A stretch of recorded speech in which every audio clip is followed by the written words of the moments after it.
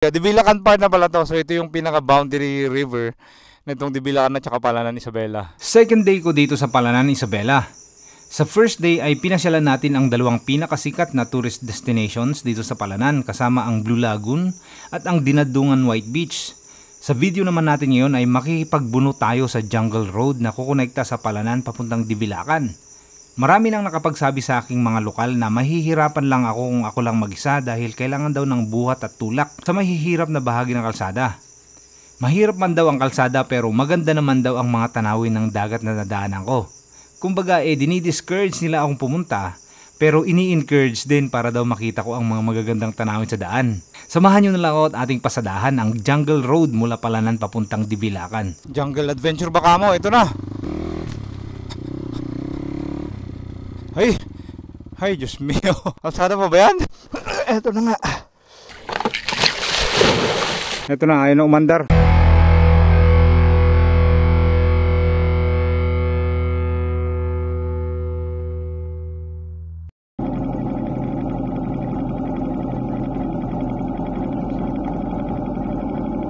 Good morning pa rin, alas 9 ng umaga. Pagas muna tayo.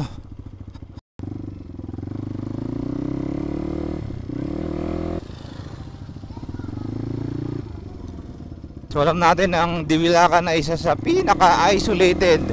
Bali tatlo yan mga brother, Palanan, Dibilacan at saka Makunakon. Isama na rin natin yung Dinapige. Kaso nga lang yung Dinapige ay okay naman yung kalsada doon. Pero yan yung apat na bayan ng Isabela na talagang isolated.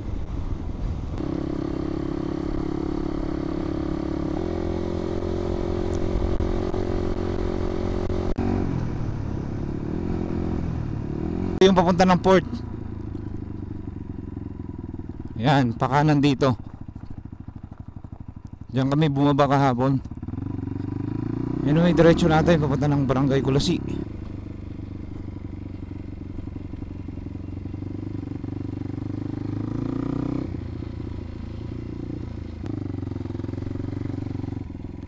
Tang! Kamusta na yung daan papunta ng Dibilacan? Hindi mahirap, hindi kakayanin na mag-isa lang. Ay, mahirapan ko po. Galing lang po kami ng Biyernes nun. Biyernes lang. Matron ka na tayo. Hanggang dito. Maganda kung ganyan mga motor. Ay, katabi ng dagat na yun mismo? Malayo naman sa dagat. Kaso nag-high tide, talaga nadadamay. Kaya lang kami.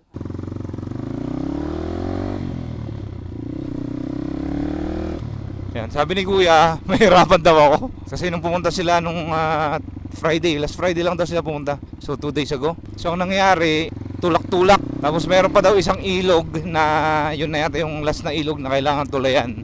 Inabot daw sila ng 4 na oras. Hindi daw pwedeng ako lang mag-isa. Anyway, kung gano'n ang sitwasyon, sisilipin na lang natin. Hindi na natin kukumpletuhin.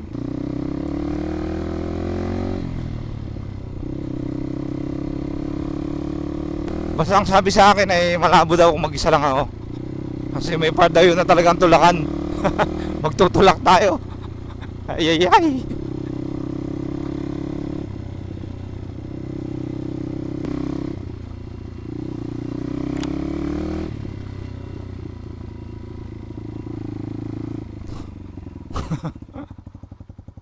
Isang dinadaanan natin mukhang pa-jungle na to.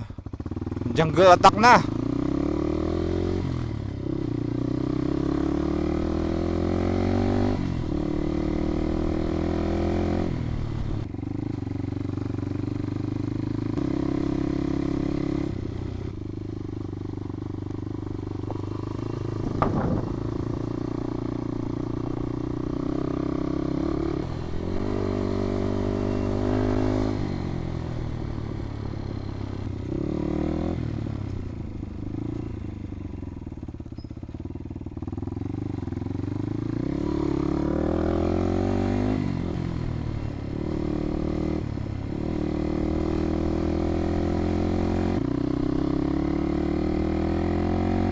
Teka lang, dalawang kalsada. Wait. Saan dito? Ate, tanong lang ako. Saan dito yung daan papunta ng Dibilacan? Ito ba yun o ito? Eto. Ay, buti na lang.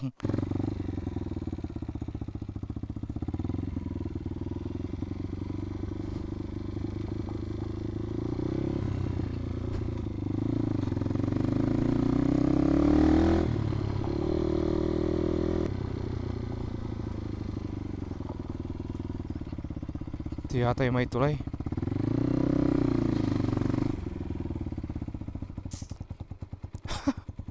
Ilang magbabangka tayo mga brother. Comes again with another adventure. River crossing adventure. Bangka mode. Subukan ko lang, babalik din ako, hindi kakayanin. Kasi nakapag-check-in naman ako dito sa bayan, kaya balikan lang din ako. Hanggang anong oras ka ba rito kung sakali? Oh, sige. Pag 5 o'clock, saan bahay mo kung sakali?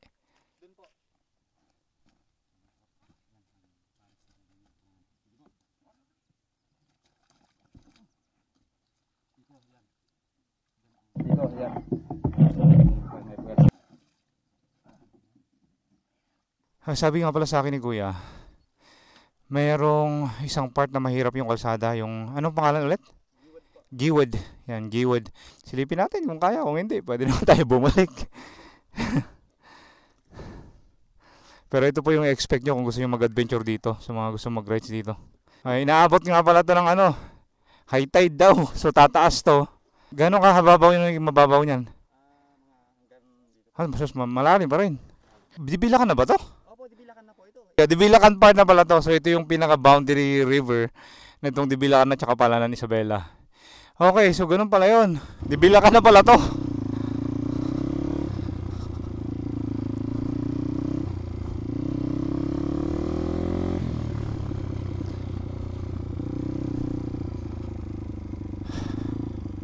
Sabi niya, kahit Dibilakan to, mas malapit pa rin daw sila sa Palanan. Kaya pag namamalengke mga ganun or kaya may gustong bilhin, ay siyempre sa Palanan sila pupunta.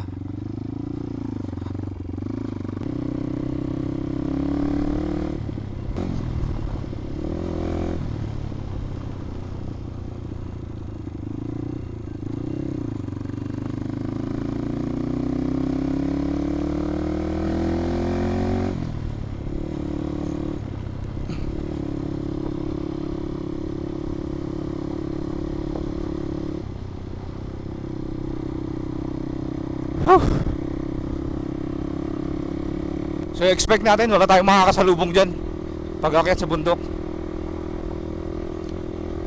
Gusto ko lang din makita yung pinakamahirap na sinasabi lang part ng daan.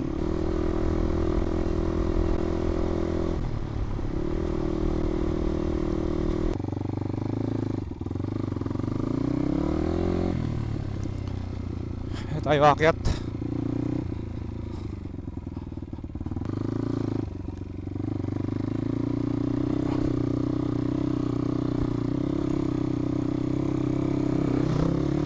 Alright.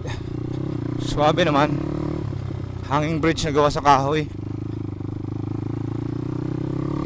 Ang tibay ha, walang kagalaw-galaw. Walang kagalaw-galaw. Yeah.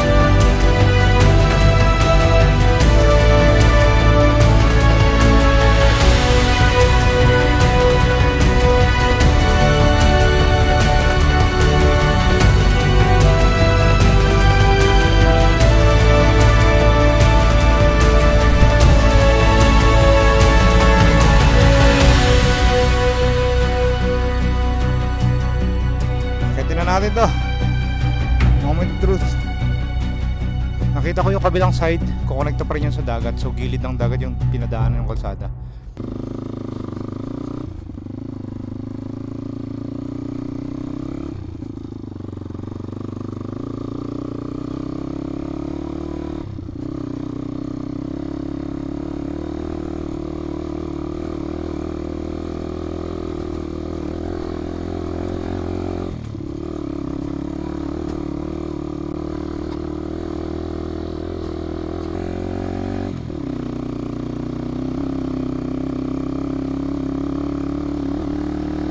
Yeah.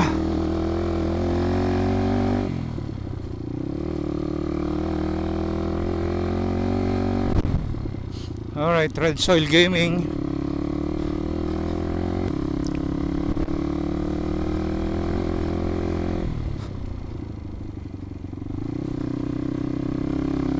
Ito ngayon masaklap pagbasa to.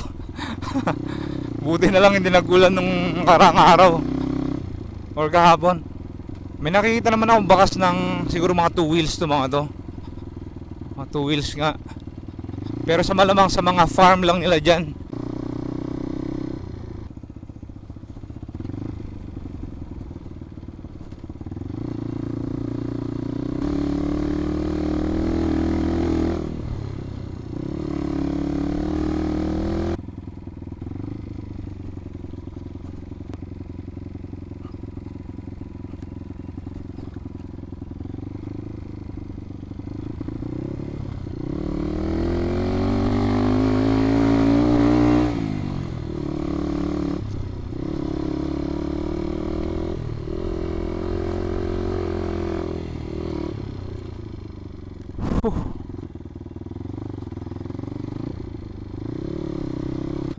Ito na yung dagat, kita na natin bandang kanan.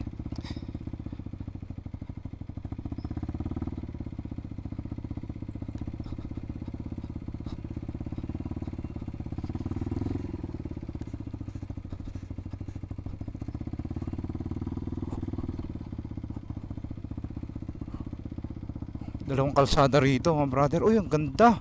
May bahay dito. Virgin na virgin pa yung mga lugar na to. Bilang na bilang pa yung nakapunta. Gaano katarik to, Balbon.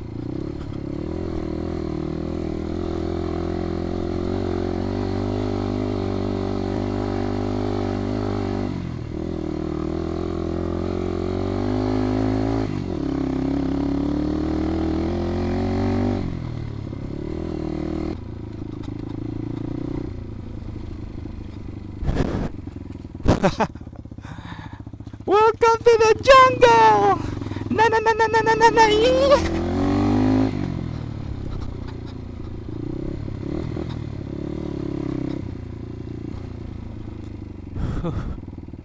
Wait. Naku, hindi biro to pag tagulan.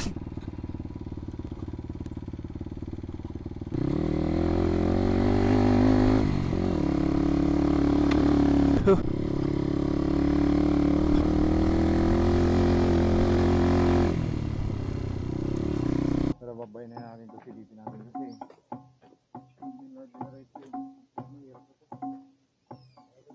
so far okay naman dito, banayad pa naman. Kasi may farm dito. Okay pa naman to eh, kaya to. Mabato nga lang, parang yung unahan na akyatan, parang ganito. Pero manageable. Ang ganda. Ilog na naman to.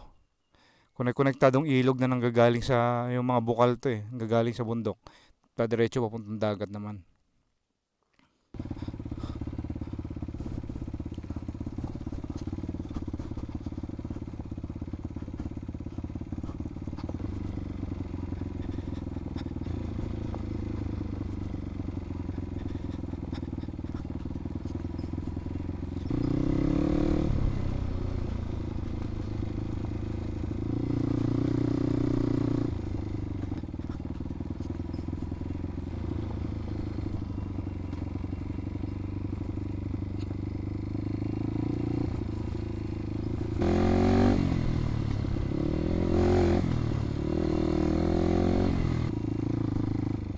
Uy, may bahay, may bahay.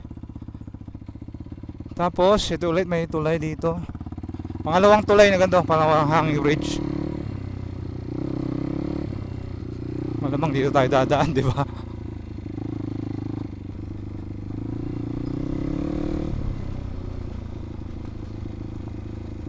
Woo!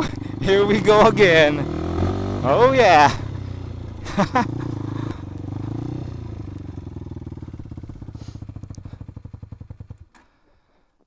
Grabe, napakalinaw ng tubig, oh.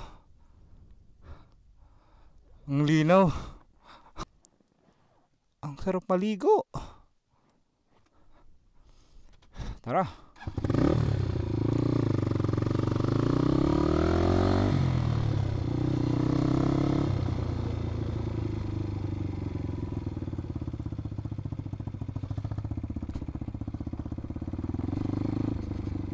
Ito ba yun? Parang hindi na to, ah.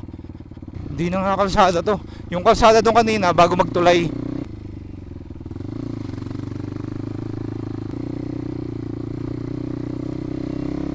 Ito, lumapad ng konti.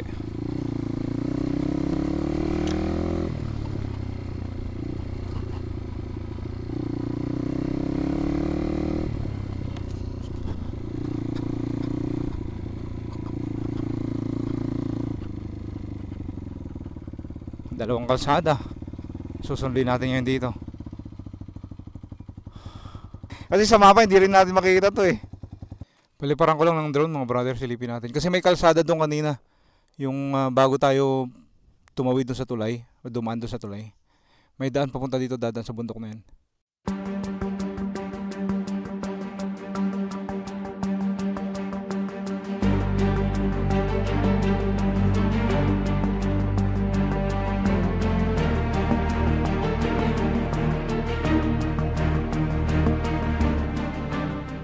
Hindi ko matrace yung kadugtong nung daan na yun. Although meron akong nakikitang pababa doon sa may ilog, tapos kukonekta dito. Siguro yun, ito, kukonekta rin dito. Inisip ko ganun na ngayon mangyayari. Pero sinundan ko kasi yung gilid niyan, ang dulo niyan ay farm din, mga taniman. Tinignan ko yung sa taniman kung may daan. Wala namang daan na doon kasi nga taniman na. So, most likely, at least to pakiwari ko lang, most likely ito, dadaan dito sa ilog kasi ilog pa rin yan. Yung nilusutan natin itong kaninang hanging bridge, kadugtong lang din, ilog din yan. Bababa dito, tapos kukonekta dito. Baka ganun nga yung kalsada na yan. Pero walang kasiguraduhan to kasi hindi na ako nagtanong dun sa mga taga doon kanina. Pero subukan natin akitin yan. Balik tayo kung medyo alanganin ang itsura. Let's go. Siguro ito nga rin yun kasi mas linis ng konti.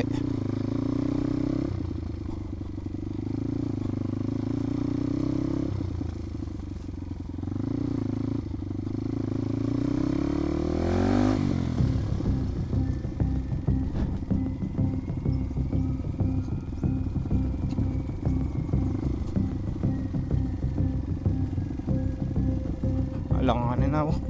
Putik-putik na ta. Yeah. May nakikita kong bakas ng gulong.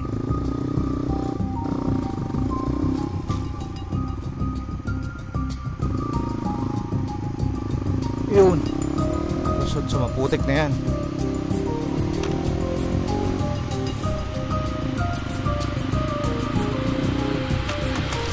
Welcome to the jungle! Yeah!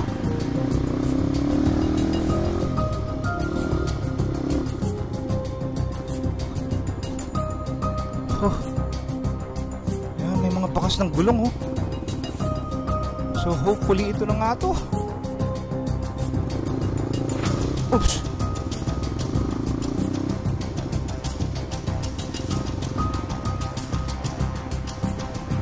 Yeah.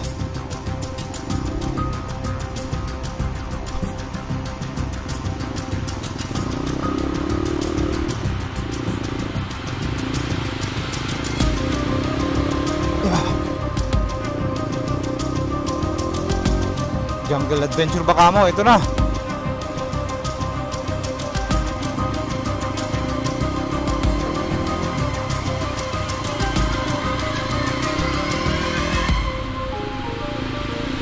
Oops.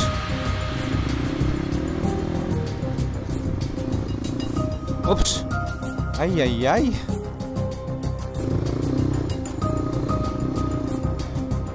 Ah, lusot.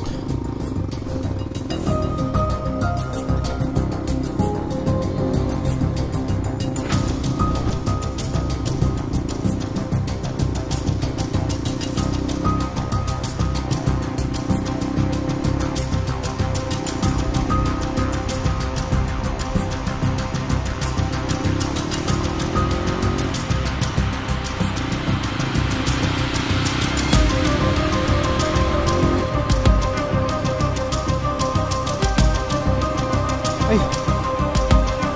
Diyos mo.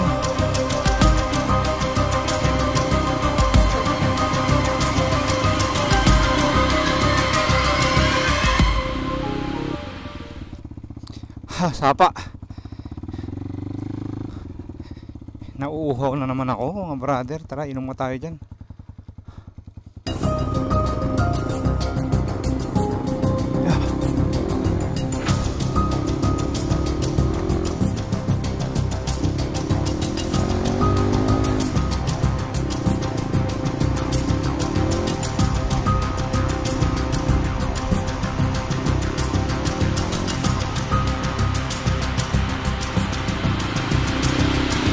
Ay ko.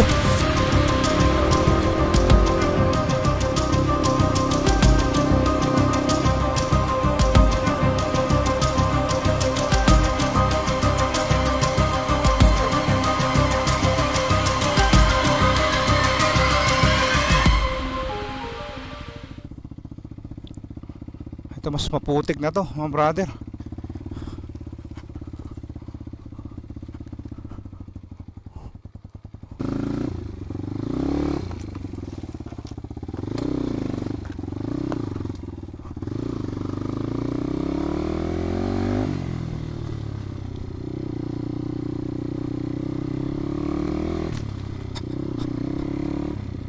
Ay, ay, Diyos mio. Ah, anyari sa kalsadang to? Kalsada pa ba yan? Tara, silipin natin. Buti dito, at least masasabi mong kalsada. As in, gagawa kayo ng kalsada nyo rito. Ayan o, ginawa lang to ng mga nakamotor, oh. Ito yung ano nila, yung gulong.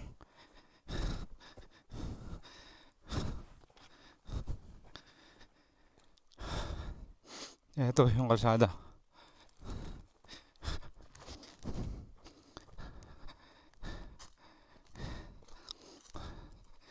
Yun.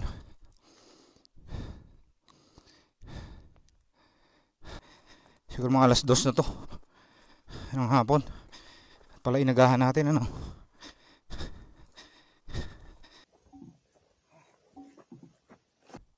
Sa gitna na tayo ng kawalan, mga brother.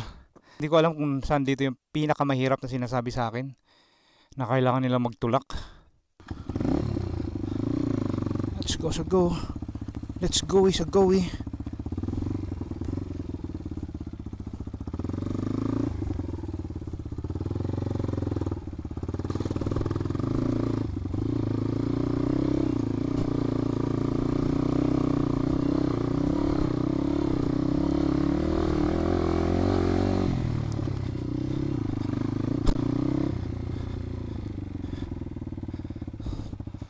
Ito, natanggal na nga yung isang salamin. Tanggalin ko na nga lang. Totally itong salamin na to. Ewan kung bakit dinala ko pa to. Sabi ko tatanggalin ko na kanina, eh.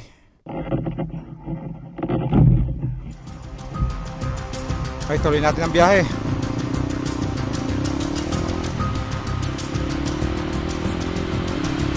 Oops.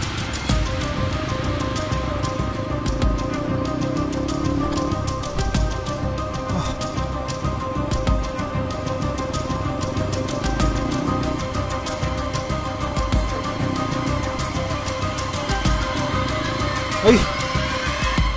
Ay, ay, ay! Putik ulit! Putiks ulit, putiks, putiks!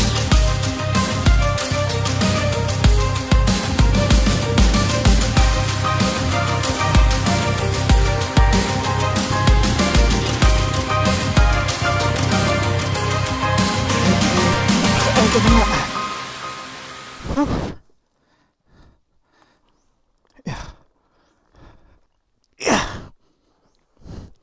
Nabitin yung pa ako dito. Nawalan ako ng apakan.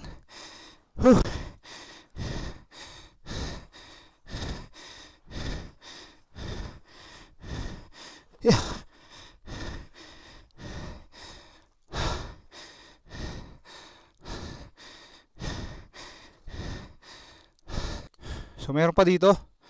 Tinignan ko yung Google Maps. Sa gitna pa rin tayo, parang wala tayong usad. Sa gitna pa rin tayo ng kabundukan na to. Time check natin na ito, 2:00 ng hapon. Medyo late na.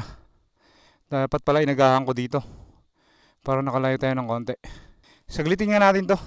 Ito na naman, pasaglit-saglit tayo dito. Mamaya, nasa Dibilakan na tayo. No? Ito, ready na ako para bumalik eh. Pero tara, silipin muna natin yan.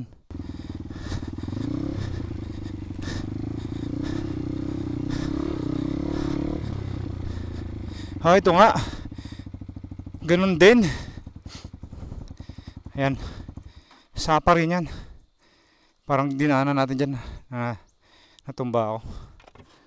Ito nga siguro yung sinasabi nilang magtutulak. Mga sapa siguro ganyan yung tinutukoy ni Kuya no, na kailangan nilang magtulak. Hindi akyatan mga brother. So far wala pa naman ako na-encounter na sobrang hirap na akyatan.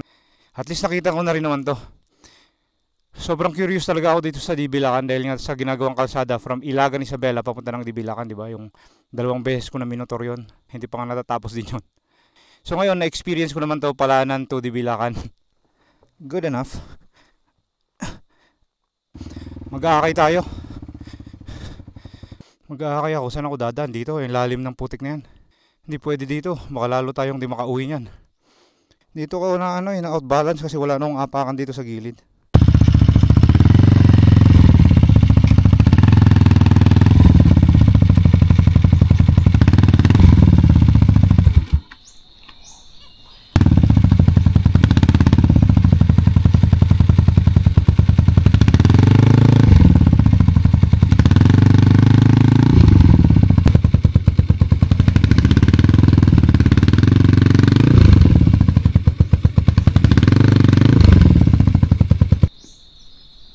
Lipat tayo kasi ang lalalim ng putik.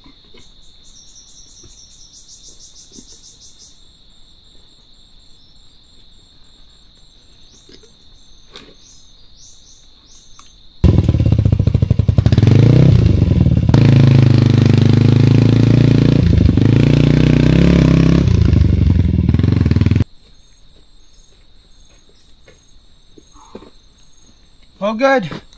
All good. Hi, balik na tayo dito sa may Balete kung saan tayo nagpahinga kanina at nagpalipad ng drone.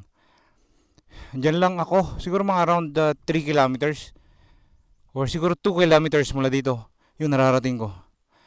Ganun yung tansya ko kasi mahirap na tansyahin kasi ang priority ko na paano maging ligtas eh. Ang daming lubak.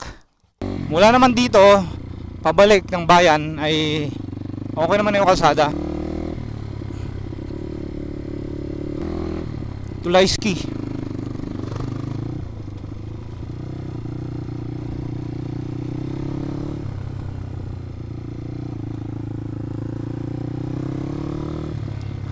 May nakita kong ilog doon kanina, yung unang ilog na tinawid natin. Or pangalawang ilog na tinawid natin, doon tayo maliligo. Masarap doon. Akyatan na to ng mabato.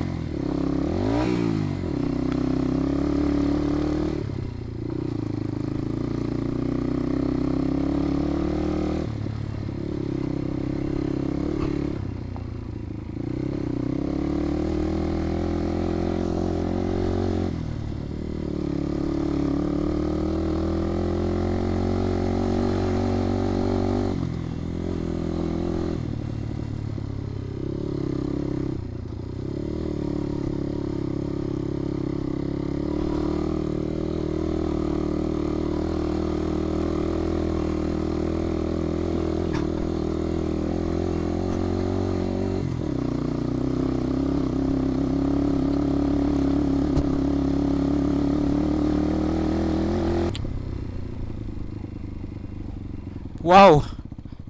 May isla. Oh, brother. May isla akong nakikita. Nakunan to ng drone shot kanina nung bago tayo umakyat. Alright guys, finally we are back kung saan tayo nagsimulang umakyat. Sa part na to. Ayan.